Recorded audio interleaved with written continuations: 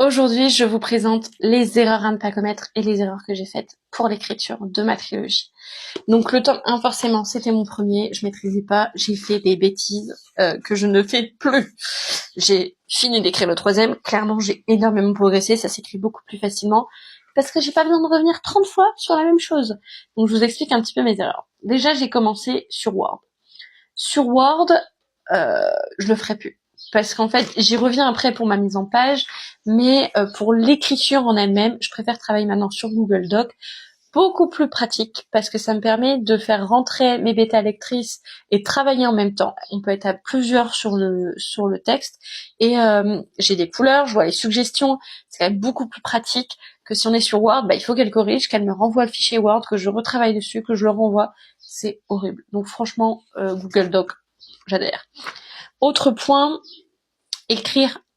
J'avais écrit tout mon texte à l'imparfait, à la troisième personne. Et franchement, je le ferai plus. Parce que, en fait, on m'a dit après coup qu'il fallait écrire à la première personne et au présent. Sauf que j'ai dû tout bouger. Donc, mes bêta lectrices, elles comprenaient plus rien, parce qu'entre le moment où elles ont commencé à l'imparfait, j'ai modifié en cours de route, c'était horrible. Donc, maintenant, j'écris directement à la première personne. Forcément, je gagne du temps. J'ai aussi eu du mal au premier tome. Je ne coupais pas mes chapitres. J'avais écrit tout le texte, j'ai découpé mes chapitres après coup.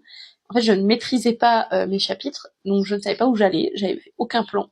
J'ai écrit au feeling. J'ai dû tout retravailler ça après. C'était super compliqué.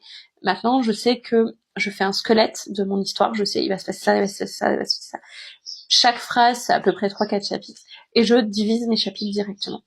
Autre chose, vous avez un index pour vous balader dans les chapitres qui sont beaucoup plus simples.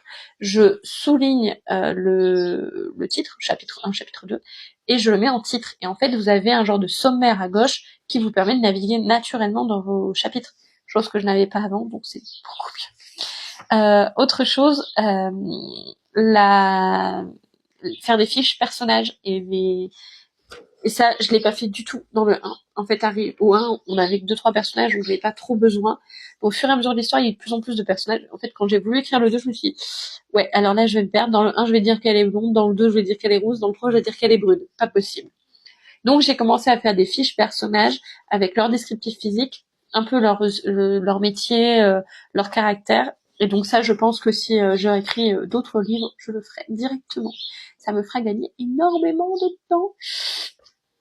Des images liées au livre. Alors ça, vous verrez dans le tome 2 et 3, à la fin du livre, j'ai mis des récaps, j'ai mis des fiches de présentation personnages, j'ai mis des documents, donc là vous verrez plus dans le 3, mais j'ai mis des documents, des arbres généalogiques et tout ça, et ça franchement, je le conseille. Ça permet au lecteur de se repérer dans l'histoire, surtout s'il y a du temps entre les tomes, c'est quand même vachement mieux. Chose que je ne ferai plus non plus, faire ma mise en page avant. En fait, j'avais voulu voir ce que ça donnait, donc j'avais commencé ma mise en page sur Word, à mettre le bon format et tout ça pour mon livre.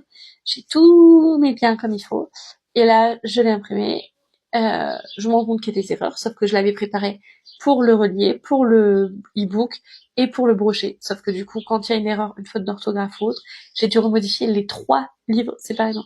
Donc là, c'est plus la peine. Pour le 2 ou le 3, en fait, je fais directement toutes mes corrections et ensuite je fais ma mise en page. Et une fois que tout est bon, que je l'ai imprimé, que tout est nickel, vraiment à la toute fin, je fais mes dernières mises en page parce que sinon, franchement, c'est une perte de temps, c'est abusé.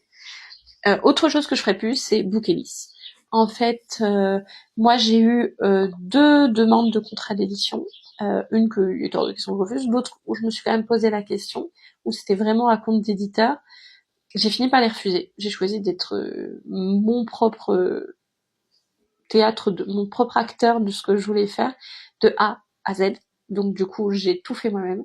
Mais franchement, c'est compliqué de pas être aidée. J'ai du coup beaucoup cherché, beaucoup galéré, beaucoup retouché. Je suis plutôt contente du produit final, mais c'est quand même quelque chose que peut-être pour un premier, j'aurais pu accepter quand même à la maison d'édition. Et par contre, du coup, j'ai voulu me rattraper en me disant, ok, je vais le mettre en vente de moi-même. Donc, il y a les services, notamment moi, pour le coup de Bookelis, où vous mettez votre livre comme vous le faites sur KDP et Amazon, et vous le distribuez via Hachette dans les librairies. sauf que franchement, ça vaut pas le coup. Enfin, moi, personnellement, j'ai rien vendu avec eux. Déjà, le format livre, il est pas du tout comme sur Amazon. J'adore ce format. L'autre, il est plus petit, plus fin, on dirait qu'il y a rien dedans. Clairement, j'aime pas.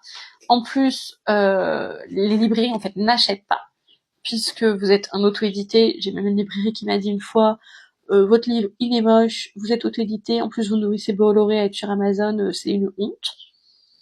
Donc j'ai adoré. Donc clairement, enfin les librairies, c'est compliqué. Euh, c'est plutôt, j'ai un feeling avec les librairies qui est intéressée, bah, contactez-moi et on fait du dépôt-vente directement, parce que franchement là, non, c'est pas possible. J'ai une librairie à Gaillac, où c'est du dépôt-vente, donc les gens peuvent aller l'acheter directement, sinon passer sur Amazon ou sur mon site, mais clairement je le ferai plus. Là j'ai payé, je sais plus, c'était 127 € pour Bookemis pour mettre dans la francophonie. J'ai vendu 0 livre grâce à eux.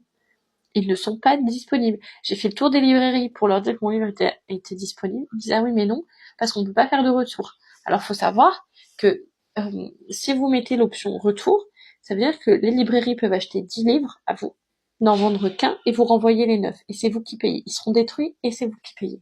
Donc vous perdez plus d'argent qu'autre chose. Donc moi j'ai mis en vente ferme. Donc vous achetez 3 livres, bah vous devez les vendre ou vous les avez en perte. Et ben ça ils aiment pas. Donc du coup c'est très compliqué. Donc ça moi je ne referai plus. Euh, Après, je pense que dans l'ensemble, je suis plutôt contente de tout ce que j'ai fait, mais effectivement, il y a des erreurs que je ferais plus. Ma mise en page aussi. Ma mise en page du 1 était beaucoup plus simple. Je l'ai retravaillé, donc certains ont les anciennes mises en page, mais j'ai retravaillé donc mes bas de page, mes naissances de chapitres, qui sont beaucoup plus belles en fait. J'ai été trop pressée et j'ai un peu bâclé. Enfin, j'ai mis quelque chose de très classique. Et voilà, j'ai voulu quelque chose de plus travaillé maintenant. Vous verrez que dans le 2, ma mise en page au niveau des marges, j'avais gardé les marges qu'on demande quand on envoie un manuscrit aux maisons d'édition, et en fait, elles sont très grandes. Donc le tome 2 est plus gros, donc j'ai réussi à n'avoir que 5 mm d'épaisseur en plus, parce que j'ai adouci mes marges en haut, en bas, malgré des belles mises en page et du travail quand même beaucoup plus travaillé. Donc ça, c'est des erreurs que je ferai plus. Et je pense que c'est compréhensible. Et voilà, c'était mon premier, j'ai débuté, j'ai fait des conneries. Bon, ça arrive à tout le monde. Mais si vous êtes un auteur qui veut se lancer, pensez à tous ces points parce qu'on perd un temps fou. Le premier, j'ai mis des mois à l'écrire. Le 2 et 3, quasiment 1 ou 2 mois, j'avais tout écrit, quoi. Donc voilà, pour mes petites erreurs que je ne ferai plus. Dites-moi en commentaire quelles sont vos erreurs. Qu'est-ce que vous avez fait comme bêtises que vous ne referez plus pour l'écriture de vos livres. À très vite.